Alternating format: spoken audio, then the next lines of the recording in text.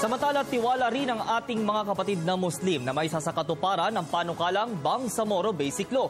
Ayon sa kanila, kung may maganda man itong naidulot, ito ay ang pagkakaroon nila ng pagkakataon na mas maipaliwanag sa publiko ang nilalaman ng BBL. Narito ang report ni Princess Habiba Sarip. Isang 17 taong negosasyon ng usapang pangkapayapaan sa Mindanao sa pagitan ng gobyerno at ng Moro Islamic Liberation Front o MILF.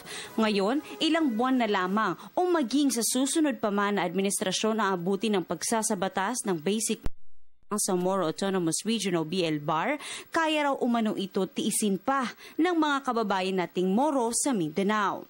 Anila, maghihintay sila ng buong puso at payapa basta lamang sincero ang gobyerno at mga mambabatas sa pagtugon sa nasabing panukalang batas.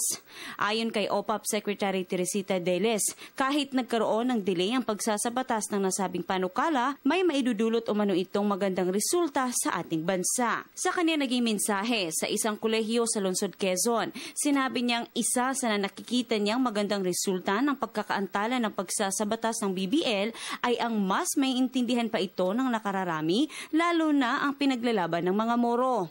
Dagdag pa ng kalihim, mas maunawaan din sa pamamagitan ng mga diskusyon kung ano ang maidudulot nito, di lamang sa Bangsamoro kundi maging ng ating bansa.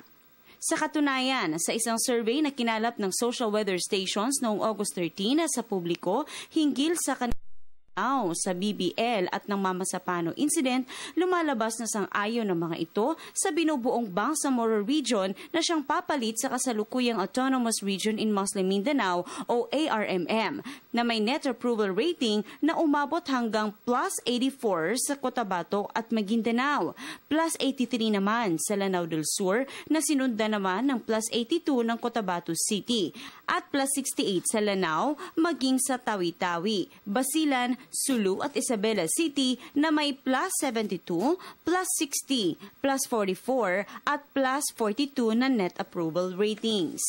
Sa naging pagsasalita din ni Deles, sinabi nitong ang BBL ay di lamang isang batas, kundi ito ay isang historical document at political document.